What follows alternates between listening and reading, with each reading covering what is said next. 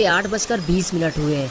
गुल्ली और Shawn game store के बाहर खड़े हुए हैं। शॉन गुल्ली से कहता है कि वैसे तो ये स्टोर रात 10 बजे तक खुला रहता था, लेकिन पिछले कई दिनों से जब भी मैं यहाँ आता हूँ मुझे ये स्टोर बंद मिलता है। चुन्नी लाल मेरे 500 रुपये लेकर भाग गया है। गुल्ली बोला, शॉन तुम्हें गेम मंगाने के लिए एडवांस में पैसे नहीं देने चाहिए थे, लेकिन जो हो गया उसे भूल जाओ शॉन। चलो बबलू हलवाई के पास चलते हैं, गरम गरम समोसे बन रहे होंगे। शॉन ने कहा, गुल्ली मेरा 500 का नुकसान हो गया है और तुम्हें समोसे की पड़ी हुई है। जब कोई तुम्हारे पैसे लेकर भाग जाएगा तब समझ में आएगा तुम्हें। हमें हलवाई के पास नहीं बाबा के पास जाना चाहिए। चुन्नी की शिकायत करना ज़रूरी है। गुल्ली बोला, शॉन तुम्हारा दिमाग तो ठीक है, इतनी छोटी मोटी शिकायत लेकर बाबा के पास जाओगे? बाबा गुस्सेबाज आदमी है, कमरे में बंद करके मारने लगेंगे तुम्हें। शॉन बोला, गुल्ली तुम मुझे डराओ मत, मैं बाबा को जानता हूँ, हटो पीछे। और उसके बाद गुल्ली और शॉन दोनों बाबा के घर की तरफ चल दिए। गुल्ली को इस बात का डर था कि बारिश में भीगने की वजह से कहीं बाबा से डांट ना खानी पड़े। अरे ये क्या कर दिया शॉन ने। लगता है शॉन इस बात को भूल गया है कि स्कूटर के अंदर पेट्रोल भरा हुआ है। ज़रा सी ऊंच नीच हो गई तो शॉन कभी पटाखे नहीं छुड़ा पाएगा। लेकिन जो भी हो, आखिर कुछ देर बाद शॉन पटाखे छुड़ाते हुए बाबा के घर तक पहुंच गया। घर पहुंचने के बाद गुल्ली और शॉन ने देखा कि बाबा घर से बाहर बैठकर बारिश का मजा ले रहे हैं, लेकिन बाबा के साथ ये दूसरा आदमी कौन बैठा हुआ है। लगता है ये भी कोई मुसीबत का मारा है जो अपनी परेशानियां बाबा के पास लेकर आया है। गुल्ली और शॉन आगे बढ़ते हुए बाबा के पास पहुंचते हैं। बाबा गुल्ली और शॉन को देखते हुए बोले, तुम लोग इतनी बारिश में यहाँ क्या कर रहे हो? लगता है तुम लोगों ने फिर कोई नई मुसीबत खड़ी कर दी है। गुल्ली ने कहा, नहीं बाबा ऐसी कोई बात नहीं है, बस शॉन आपसे कुछ बात करना चाहता है। बताओ शॉन क्या बात करनी है बाबा से। तभी शॉन बोला, बाबा पुराने कुएं के पास जो गेम की दुकान है वहाँ मैंने 500 रुपये जमा किए थे गेम मंगाने के लिए, लेकिन वो मेरे पैसे लेकर भाग गया है। ये बात सुनते ही बाबा ने गुल्ली से कहा, जाओ गुल्ली उसे कह दो कि वो शॉन का पैसा वापस कर दे, वरना अंजाम बुरा होगा उसका। गुल्ली बोला, बाबा शॉन चुन्नी लाल की बात कर रहा है, वो इसका पैसा लेकर भागा नहीं है, बल्कि उसका गेम स्टोर कई दिनों से बंद पड़ा हुआ है।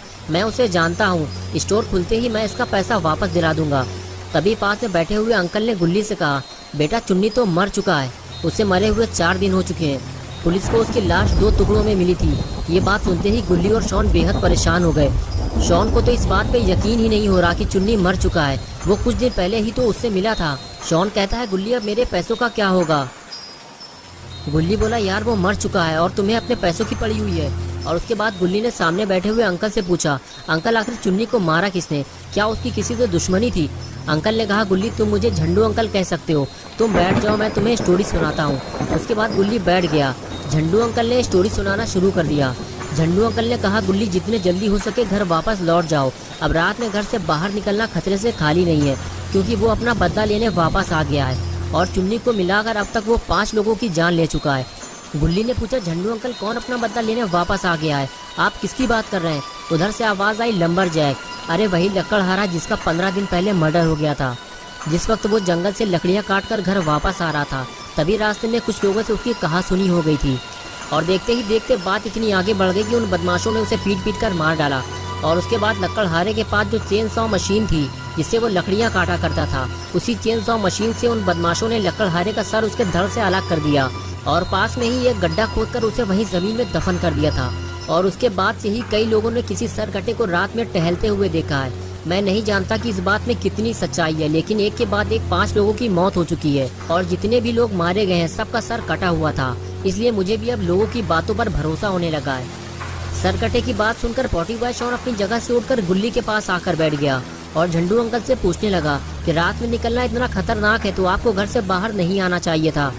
तभी बाबा ने शॉन को बताया कि झंडू अंकल भी लकड़ियाँ काटने और बेचने का काम करते हैं, लेकिन आज इन्हें घर लौटने में देर हो गई है तो ये मेरे पास चले आए और ये चाहते हैं कि मैं इनके साथ इनके घर जाऊं और वहां रात भर रुककर सरकटे का पता लगाऊं कि ये एक झूठी अफवाह है या सच में कोई सरकटा घूम रहा है। ये बात सुनते ही गुल्ली और शॉन खुश हो गए और कहने लगे, झंडू अंकल सही कह रहे हैं बाबा, आपको वहाँ जाना चाहिए और हम भी आपके साथ चलेंगे। लेकिन बाबा ने इनकार कर दिया और कहने लगे, मैं नहीं जा पाऊंगा गुल्ली, मैं 10 दिन के लिए अफगानिस्तान जा रहा हूँ। आज रात 2 बजे मेरी फ्लाइट है। अफगानिस्तान के हालात ठीक नहीं चल रहे, इसलिए मेरा वहाँ जाना ज़रूरी है।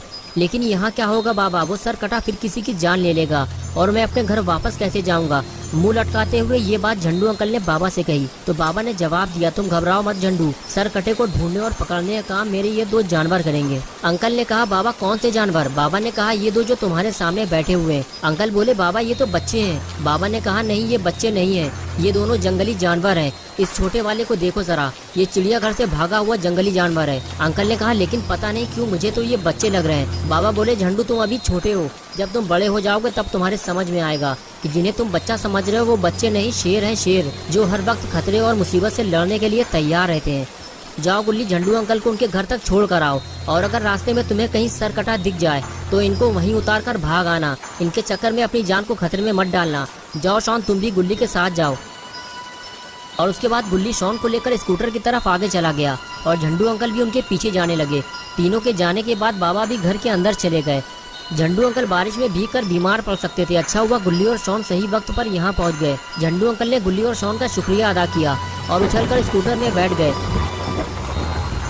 अरे ये क्या हुआ? स्कूटर आगे बढ़ते ही झंडू अंकल लुढ़क पानी में जा गिरे और गुल्ली स्कूटर लेकर आगे चला गया। तभी झंडू अंकल ने गुल्ली और शॉन को आवाज लगाई और स्कूटर रोकने के लिए कहा। अच्छा हुआ अंकल की आवाज गुल्ली और शॉन ने सुन ली और स्कूटर रोक दिया। लेकिन शॉन को समझ में नहीं आ रहा कि अंकल तालाब में क्या कर रहे हैं, उन्हें तो स्कूटर में होना चाहिए था। तभी अंकल ने बताया कि वो फिसल कर गिर पड़े थे।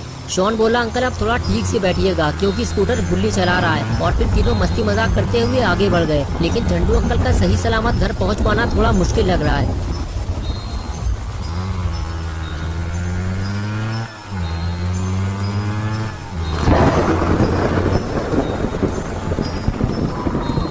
कुछ देर बाद गुल्ली और शॉन झंडू अंकल को लेकर जंगल पहुंच गए क्योंकि अंकल के घर तक जाने का कोई पक्का रास्ता नहीं है, इसलिए गुल्ली को इसी कच्चे रास्ते से होते हुए अंकल के घर तक जाना होगा।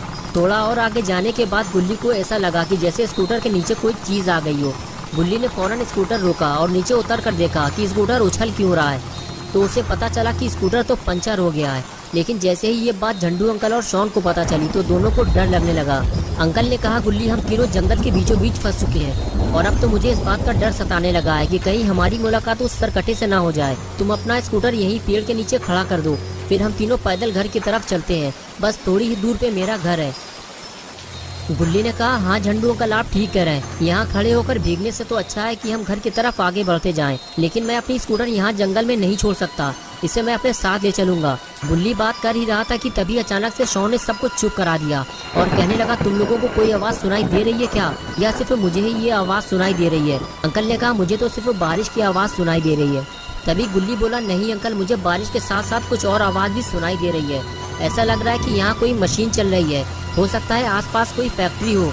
झंडू अंकल ने कहा, नहीं यहाँ आसपास कोई फैक्ट्री नहीं है गुल्ली, मुझे तो ये चेनसॉ मशीन की आवाज़ लग रही है। इसका मतलब ये है कि अब हम आगे नहीं जा सकते, वो सरकटा हमारे आसपास ही कहीं मौजूद है।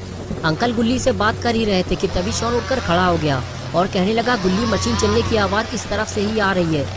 गुल्ली ने कहा, हाँ शॉन, ये आवाज़ अब पहले से भी ज़्यादा तेज़ हो चुकी है, वो जो भी है हमारे और करीब आ चुका है। तुम लोग यहीं रुको, मैं जाकर देखता हूँ। और उसके बाद गुल्ली आगे जाने लगा तो झंडू अंकल ने कहा, गुल्ली ज़्यादा आगे मत जाना, वो तुम्हारी जान भी ले सकता है। दोस्तों क्या होगा अब गुल्ली का? क्या वो झंडू अंकल और शॉन को लेकर जंगल से बाहर निकल पाएगा या फिर वो सरकटे के हाथों मारा जाएगा? ये सब हम देखेंगे गुल्ली बुल्ली और सरकटा पार्ट 2 में 30 सितंबर सुबह 8 बजे। तो दोस्तों अगर आप पार्ट 2 देखना चाहते हैं तो इस वीडियो को लाइक करें और चैनल को सब्सक्राइब करें। बेल आइकॉन प्रेस करके ऑल नोटिफिकेशन ऑन करना ना भूलें।